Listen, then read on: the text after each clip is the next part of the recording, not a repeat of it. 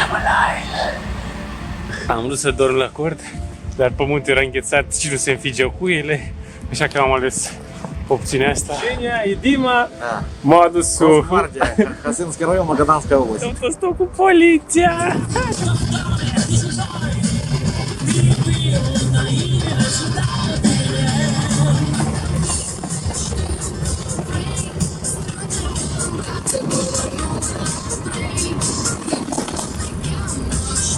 Asta e spaghetti. Grădă de lei și munci și natură. Fai, ce peisaj super. Și nu o conservă oarecare, ci o conservă de cerb. Asta ales cu o conservă de berbec. Papa! Am prins!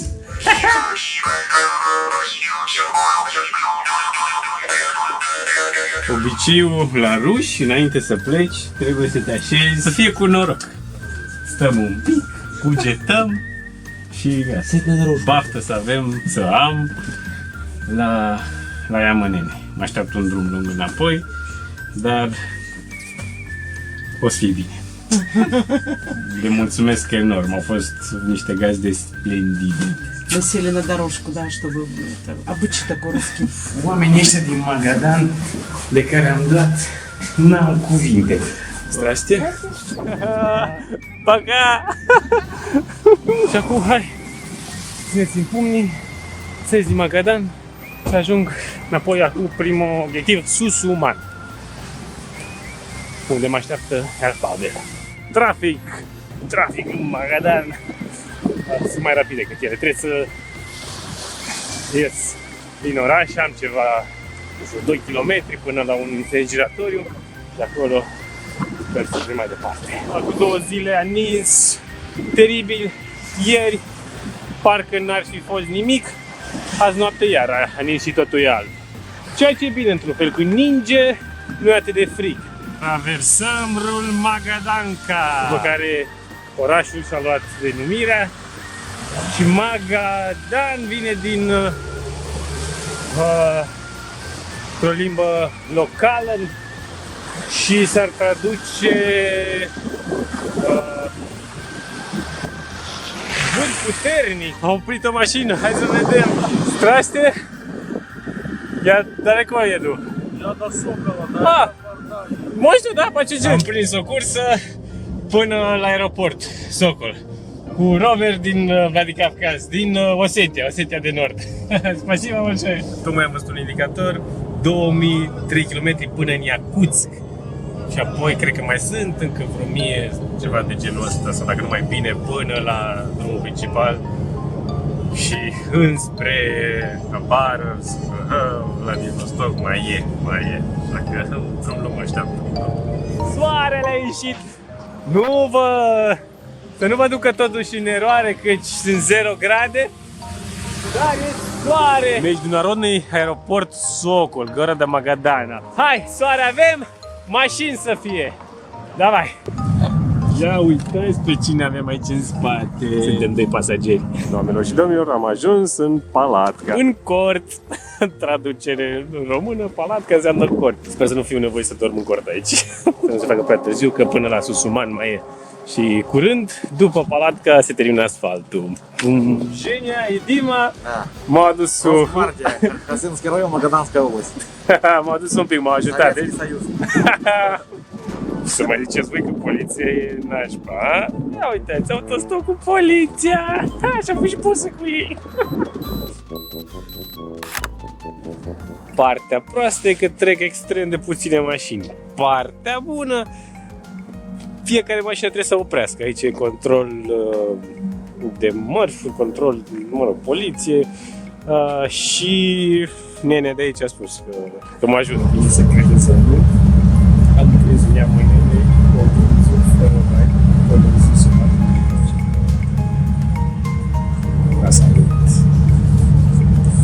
Un popoaz ne-am oprit. Am ajuns la un Susuman. Deci mă întâlnesc chiar cu Pavel. Deci gata, autostop cu autobuzul. Ce drăguț din partea lui Pavel. Mi-a spus, bă, S-a însurat prietenul meu. Așa, brusc, nu e nicio problemă, poți să stai la mine. Eu am petrecere. Ce oameni deosebiți. Mersi, Paul. În anul 77, un pui de mamut congelat a fost descoperit prin zonă. Și acum e la Muzeul San Petre. Sunt în Susuman și trebuie să ies mai repede. Drumul e lung spre Musnera până în Holodny, adică până în satul numit Rece. 14 km. Puțin câte puțin. Am prins nici un minut, am stat așa puțin, cu drumarii, cu oazic, mergem mai departe până în Iaungea. Și de aici s-ar putea să am baftă cu tirurile. Sper să fie în direcția bună și sper să mai... Hai să vedem, să încercăm. Și din Tajikistan, sunt din Cecenia, din Ingușete, din multe părți ale Rusiei sau din SNG, din fostele țări sovietice. Aici băieții repară, uite băieții cu cărbune.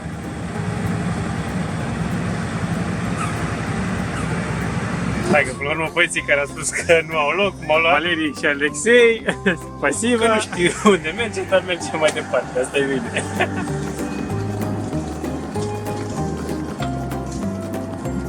Наготове, хорошо?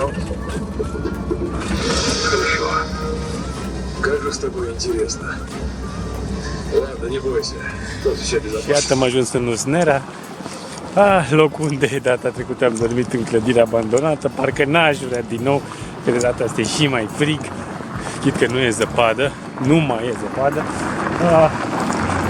Hai să vedem, e orașul fără internet. Nu merge internetul pe telefon și hai să găsim, să mergem în cafeneaua unde am găsit data trecută, să vedem un răspuns pe Couchsurfing, dacă nu, n-am dat de internet, dar am dat de oameni primitori, mi-au făcut cinte cu cina, Abdul, Tilo, Ahmed, ești din Uzbekistan. Au vorbit cu șoferul camionului care a venit să aducă marfă, nu știu, cartofi, alte chestii și zic că o să merg cu ei acum noaptea până, nu știu dacă în Iacut sau nu, dar și mâncare, și transport. Deja suntem în octombrie, dar mâncăm pepene.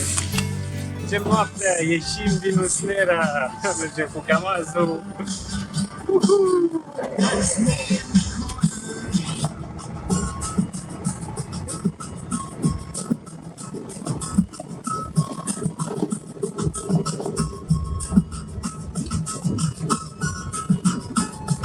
E 12 noaptea, 11 că s-a dat ora înapoi.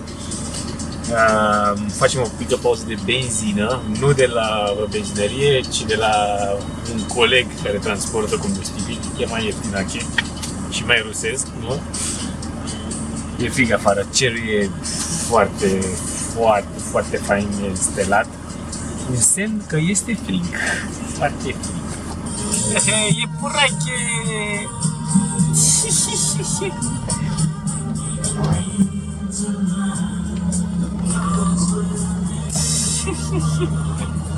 Unde te duci, băi, tu e furaș? Nu zai spaghetti. Ce? Ne băgăm la Nani și înainte o bere din orez, o bere chinezească. Удачи на дороге. Bună dimineața!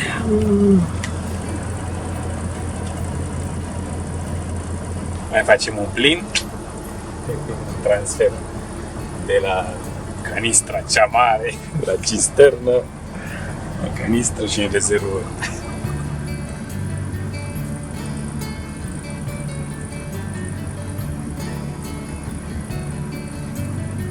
Am făcut dejun pe cafeneaua cu Cuba, unde cu o săptămână am dormit.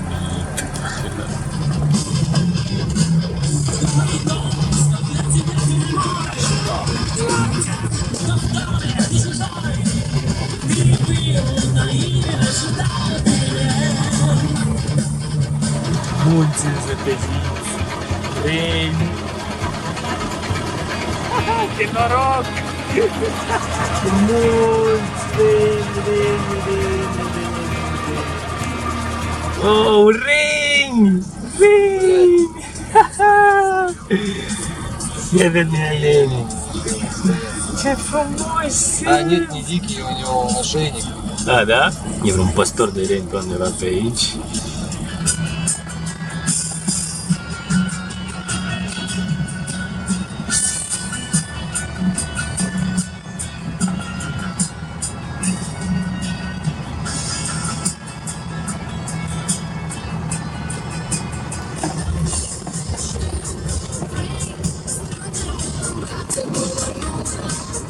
Din nou la pârâul, izvorașul care nu îngheață, izvorașul șamanului.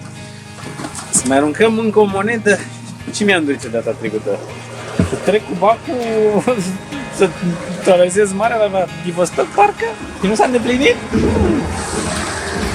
Asta vedem. Mă pun o dorință. Viza de China, da?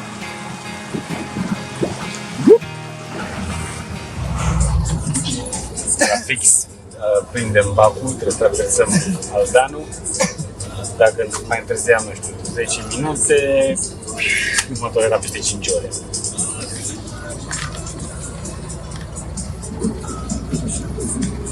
Și 10 zile, gata, nu se mai poate trece. O conservă, așteaptă și ceaiul.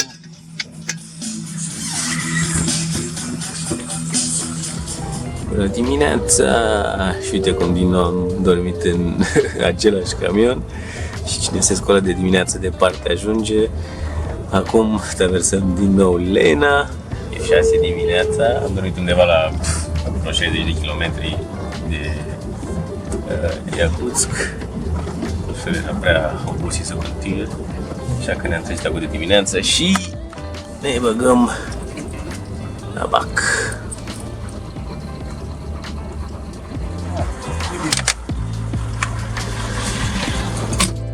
Iată-mă din nou în Iacutsk!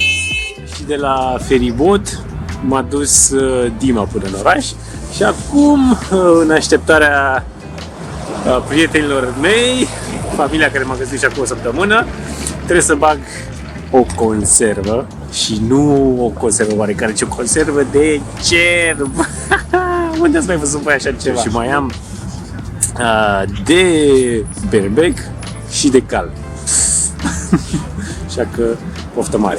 Primele impresii sunt după degustația cea mare, carne de cerb.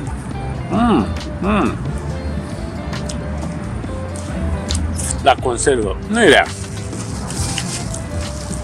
Nu e rea deloc. Inițial are același gust ca orice carne de conservă, dar mai apoi se vede că e diferită.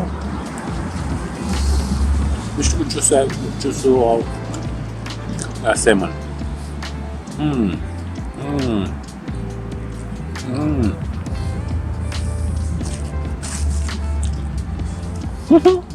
Sunt 3 grade plus și cald.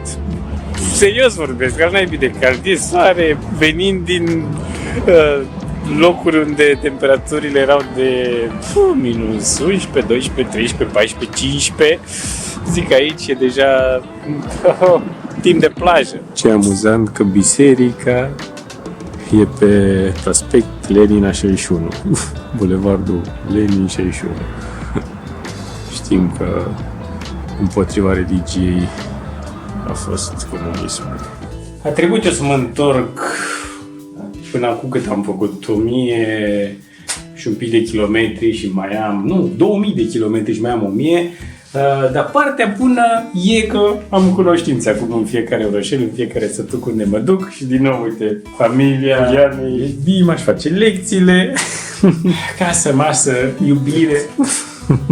Așa vreau să arăte și camera mea cu harta. Habâlâc se numește jocul pe care o să vi-l arăt eu acum. E un joc tradițional din Iacuția și avem niște bețișoare de lemn, da? Și... Aha, fiți atenți acum. Papa! Am prins! Четыре пойма. Четыре. Так кричи. Минус De один. data asta spunem la revedere Iacutsk. Suntem pe Bac, aici cu Yuri. Traversăm Lena. Lena, ultimul rămas bun. Nu știu când o să ne mai revedem. Distanța între Iacutsk și Nijni Bestiach e mică, nu știu, câțiva kilometri. Lena desparte cele două orășele, dar deja suntem de o oră pe feribot, pe Bac și încă mai avem vreo jumătate de oră. Mergem împotriva curentului, e așa, încetul, cu încetul, cu încetul. Doar ca să treci de pe un mal pe altul. Veste proastă! Drăcia asta mică mi s-a rupt. Mică, mică, dar importantă. Susține toată greutatea și... nasol. Cu rucsacul greu, fără... Imediat am prins cu Aram din Armenia, mergem așa 10 km, puțin câte puțin. Спасибо. Пожалуйста, всегда рад помогать. Я вижу, человек, что едет, как и помогать. Я постоянно в этих районах работаю. Так нормально, ничего. Как сказать спасибо по-армейски? Армянский. Абрес, Абрес. абрес. Абрес. Шнуракалутюн. Якуты! Якутия. Якутия улыбается! Muzica aici locală. Da. Mașinile sunt extrem de puține.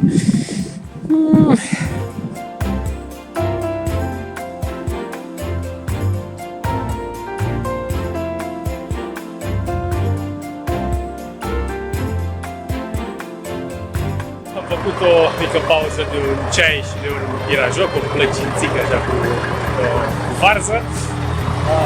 Am oprit aici băieții la un schimb de benzină și uitați aici ce tiruri. Ce burec! Cred că și la vecine și la Serbia avem burec, parcă se numește, un fel de langoș imens cu carne și aici cu fetele mele cu camionezi. Poftă mare! Cu Sania până la kilometru 800, acolo unde am mâncat ceburec, și de acolo prietenul lui Tolea m-a dus până în Aldan și deja e miezul nopții, ninge, friguț și acum nu știu ce să fac. Toate tirurile sunt aici oprite, normal, la nani, da? Să doarmă. Nu știu dacă o să prind mai departe sau să găsesc un loc, să vedem pe de cort. Aici am dormit. I'm alive. Aici am dormit. Pe terasă. Hai că încă sunt tiruri. E 7 dimineața. Bună dimineața! Am vrut să dorm la cord, dar pământul era înghețat și nu se înfigeau cuiele, așa că am ales opțiunea asta. Zic eu cea mai bună. N-a fost prea frig, nici prea cald, dar am supraviețuit. Cred că porțiunea asta o să fie cea mai dificilă, unde sunt tot serpentine. Chiar am vorbit cu un șofer, acum l-am întrebat dacă mai te iau cu drag, dar am nevoie de lanțuri. Băi, ce aventuri, băi! Părăsim Aldanul, Valerii cu camionul, mergem mai departe, gata, nu mai înghețăm aici, suntem bine la căldurică. Și totul e alb.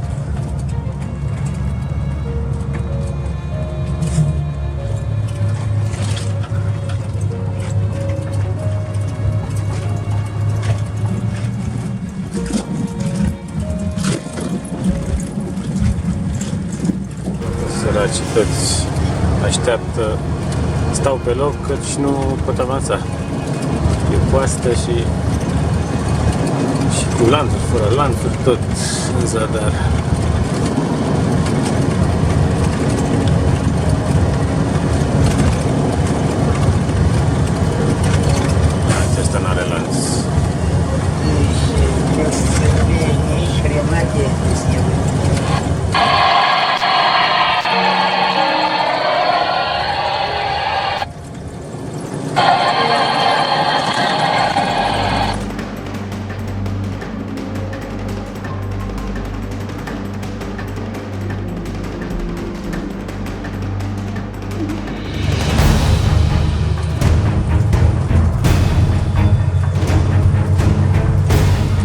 Am părăsit Ardan de dimineață fără să mă spăl pe dinți. Nu e bine. Mi-aduc aminte, cel mai dezgustător a fost să mă spăl cu apă de ocean. Bea.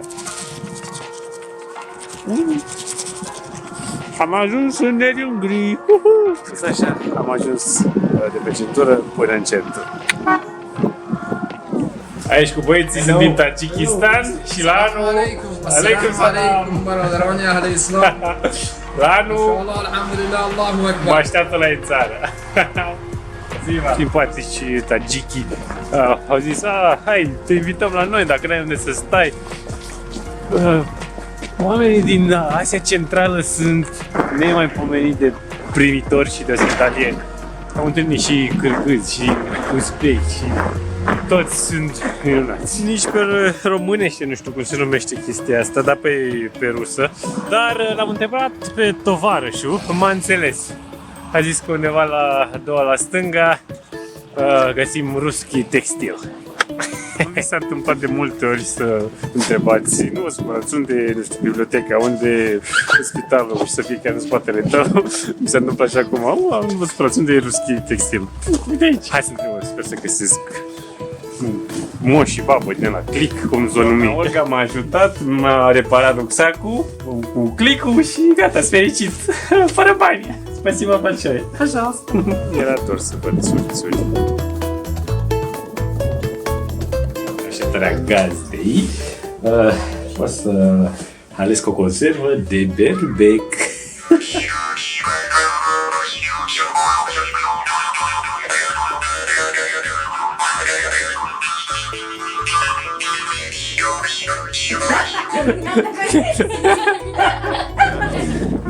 Merg mai departe spre ieșirea din oraș. Sunt deja minus 9 grade, vine frigul și pe aici. Și așa, vânt. Ok, sper să ajung azi în un drum lung. Să ajung într-un orășel din oblastul Hamur, unde Maria și soțul ei mă așteaptă.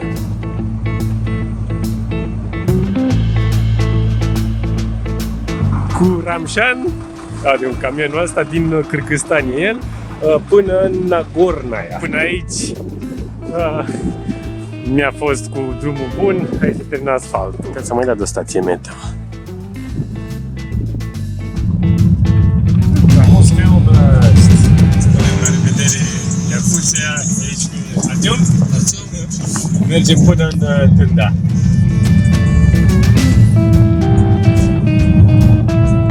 E soare, morte cald, doar 1 grad. Minus 9 erau în Nerium Gri. Aici ne prăjim. Hai să vedem, prindem. Și aici e drum bun, gata, avem asfalt. Am ajuns la magistrala mare care duce spre Habarovsk, Vladivostok cu Igor.